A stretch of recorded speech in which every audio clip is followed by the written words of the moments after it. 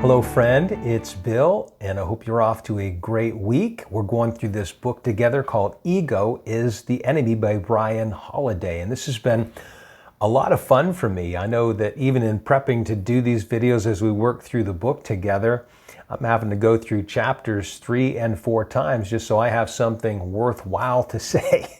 And thank you to many of the folks who are going through this, that folks have been emailing and kind of giving their perspective as we go through this book. So I'm excited about that. But we're looking at chapter 1 today, which is simply titled Aspire.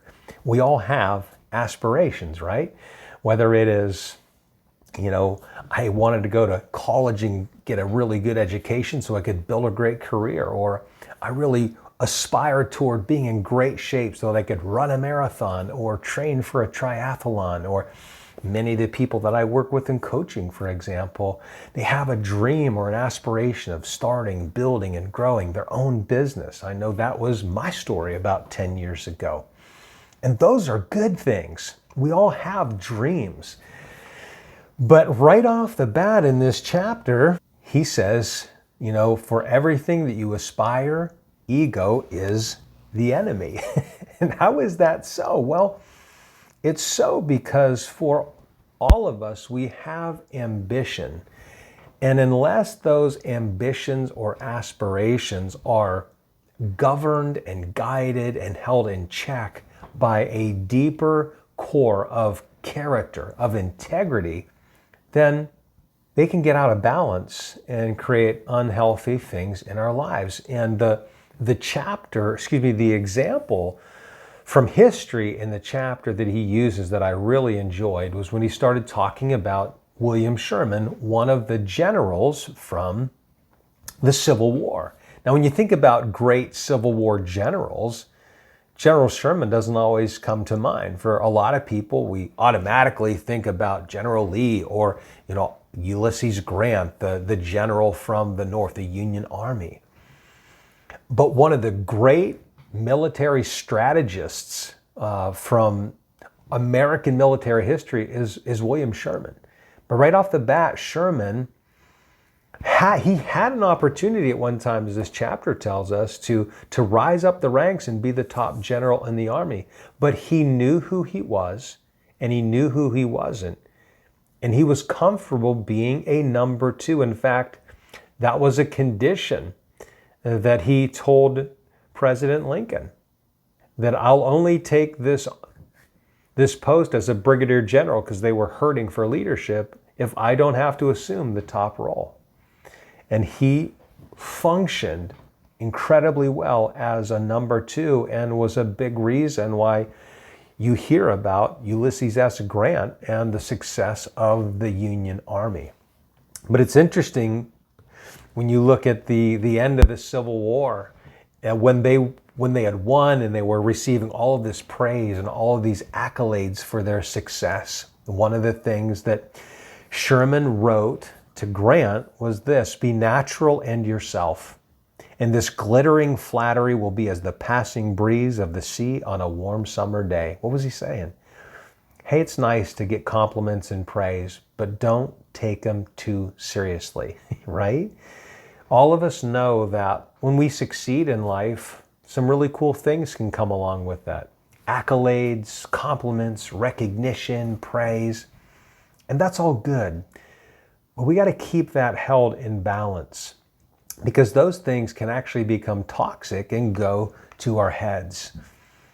And I love what one of the biographers writing about Sherman's life said, and this is really where I want to focus on today. He said, among men who rise to fame and leadership, 2 types are recognizable: those who are born with a belief in themselves, and those in whom it is a slow growth dependent on actual achievement. I think that's really good. We live in a world where there's so much emphasis, especially in the younger generations today, on the potential of kids and their giftedness and their amazing ability. All this energy and focus around building up kids' self-esteem. And I get it. That's not a bad thing, right? I'm a person of faith. And Psalm 139 says, that we're created in the image of God and we're fearfully and wonderfully made, that we're unique and we come into this world just by virtue of being human with some amazing assets. But at the same time, what does real success result from? It doesn't result from my potential. Everybody's got potential. It's the result of things that I actually do, right?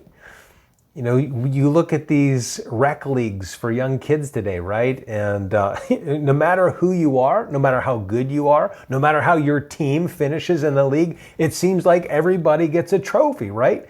And there's no way of distinguishing actually who deserved certain accolades, who actually played the best, who had the best averages, who scored the most points, what team had the best record. To some degree, that's really important for kids to learn at a young age, that it's what I do. It's based on my merits and what I actually do in life that is the key to succeeding in life.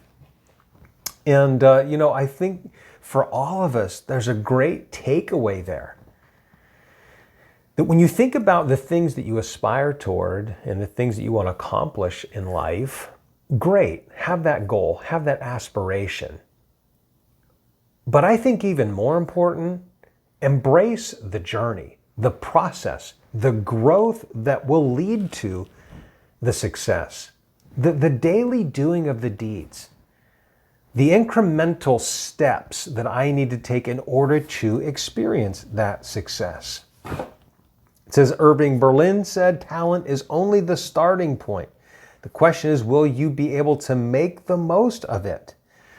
And in the chapter, Ryan writes, we will learn that though we think big, we must act and live small in order to accomplish what we seek, because we will be action and education focused and forego validation and status. Our ambition will not be grandiose, but iterative, one foot in front of the other, learning and growing and putting in the time. That, friends, is the key to success right there. One step at a time. If you're going to run a marathon, right? What's the key? Putting in miles day in and day out, regardless of how I feel, regardless if I'm tired or not in the morning, regardless of whether it's snowing or raining or sunshine or whatever the temperature is. It's the daily discipline of doing the deeds that will lead to the success of that marathon at some later date. And I feel like truly successful people understand that success is embracing the daily process, embracing growth over the goal, embracing the journey, that is real. That is where character is forged. That is where confidence is forged. That I see myself as I work at this day in and day out, I see myself growing and getting better. And because of what I've done, my confidence really grows. And so the success is really born out of the process. And if we focus on the process, the rest, those things that we aspire to, will all take care of themselves. I'd love to hear, how this is applying to your own life and to get your thoughts on this as well. But thanks again for being part of the journey. And again, have a great rest of the week.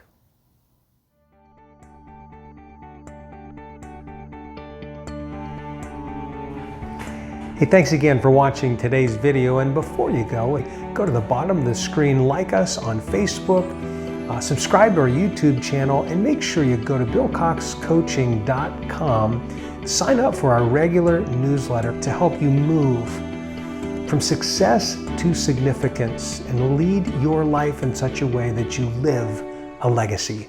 Have a great day.